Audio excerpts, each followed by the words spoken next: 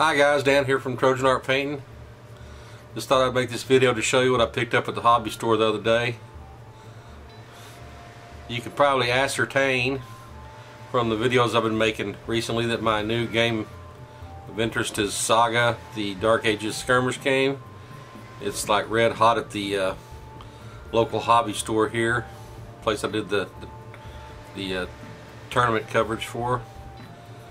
They had a real hard time getting books and figures and things in from the distributor, I guess because it's so popular not only here, but I guess it's getting more popular everywhere. I don't know, but anyway, a store finally got his order in, and I picked up my stuff, so I'm going to show you what I got.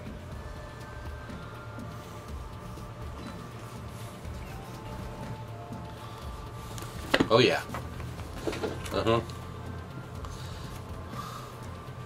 The game requires dice called SAGA dice, and they're different for each factions.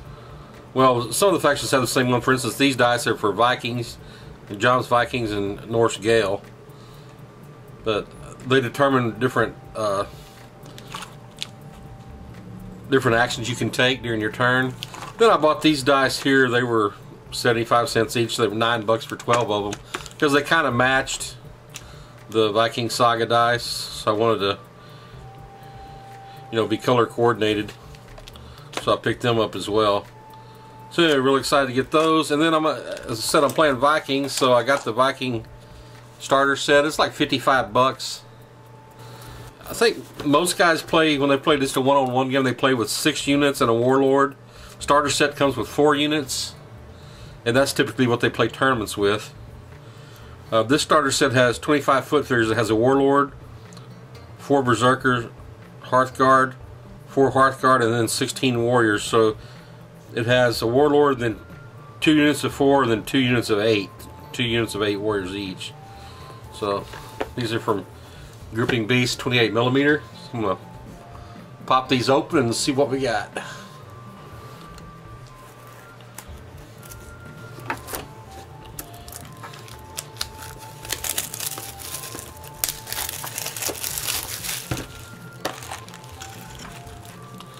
Alright, so you got,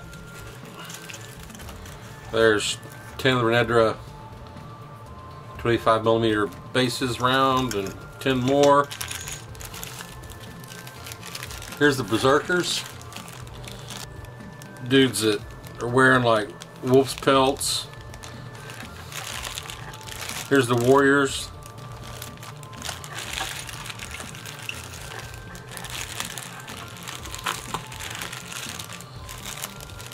Here's the Hearthguard, and then here's the warlord, and then all the extra shields and spears and Danish axes and swords and stuff. So let me give a little closer look at these guys.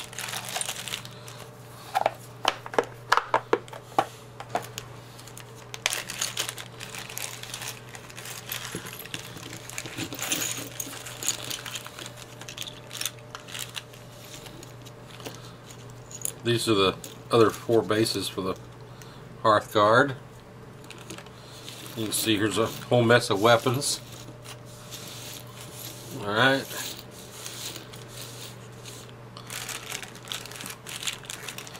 Here's the warlord on a 40mm base.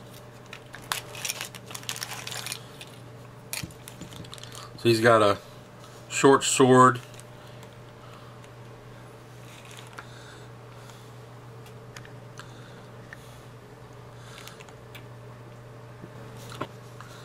and here's his shield, and he's kind of just running forward. I'm not going to use these spears. There's one thing that just makes me crazy is seeing on the war game table and seeing bent spears, bent or broken. And with this soft metal, it's going to happen no matter how careful you try to be.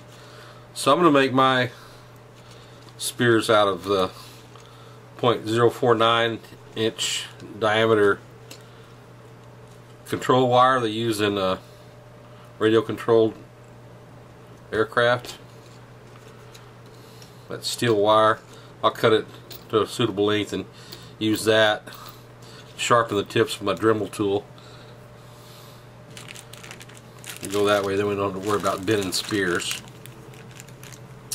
Alright, here's the hearth guard for them. And I said in the previous video I did on the Anglo-Saxon warlord that I did the how-to tutorial on, these guys, they don't look like new sculpts, and the molds they came out of don't look like they're new either. I mean, there's a lot of flash. You can see the flash around this guy and his arm and his head. So, I mean, just the style they're made in, they don't look like the new type of sculpts, but hey, they're perfectly fine, and the price was right as well. So that's those guys. Here's the berserkers. They don't get as much protection in the game, but of course they get more attacks because they're berserkers. So here they are, and again, let's see, we got 4 different poses. How nice is that? That's great. And as I said, I can add more units. The Vikings I've only played one kind of game, kind of as a newbie, and I've done some reading in the rule book, but the Vikings are basically what you'd imagine. They're guys that have to get in there and fight hand to hand. You can't sit around and wait and dawdle around or you get shot up with missile fire. So I don't think I'm going to even bother trying to have a balanced army with, you know, some missile troops. I think I'm just going to go all melee dudes and just get in amongst them. Yeah. So let's see. These are the regular warriors. I'm trying to separate them here by pose and see what we got. And where the Hearthguard had the chainmail, these guys don't have any armor. They have shields, and some of them have helmets, so they have a shield. There's a shield in the pack for them if it's not included on the figure. But pretty cool looking. Let's see. Wow, looks like there's really a lot of different poses for these guys too. Of the 8 guys that came with the shield attached here, let's see, there's these 2 are the same.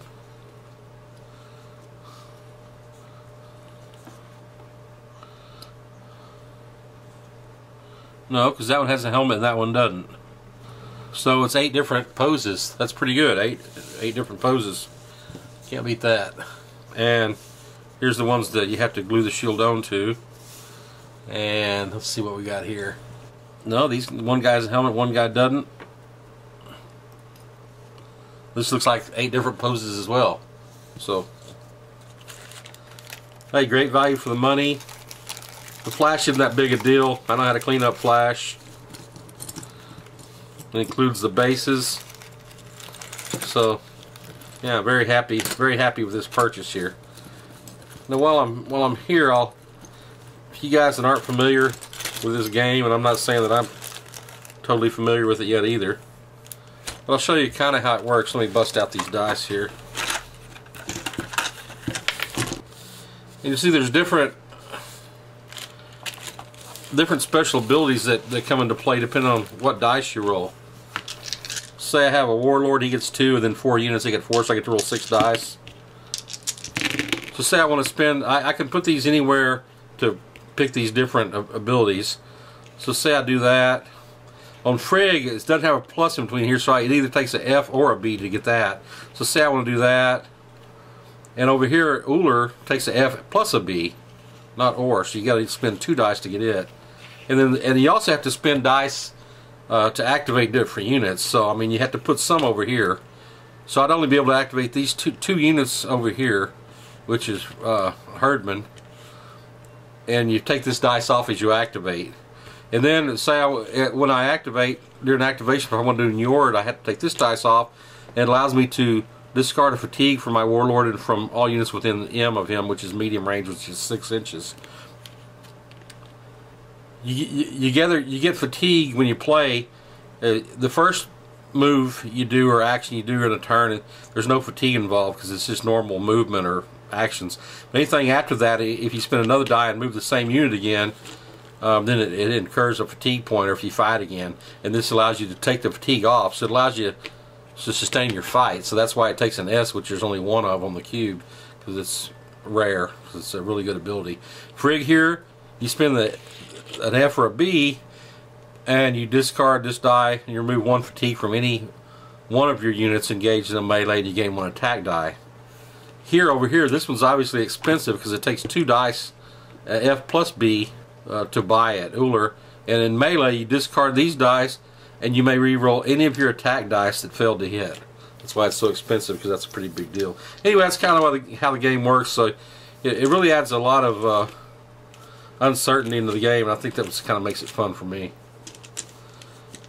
Anyway, that's about all I'm going to talk about, the rules now. I didn't want to really get into that, but I just wanted to kind of show you why I was interested in the game. I just thought that was a neat feature.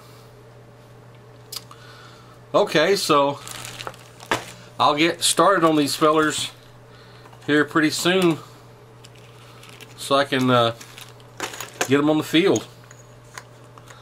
Alright, thanks for watching. Keep painting, keep your positive attitudes, and I'll talk to you all again soon. Bye.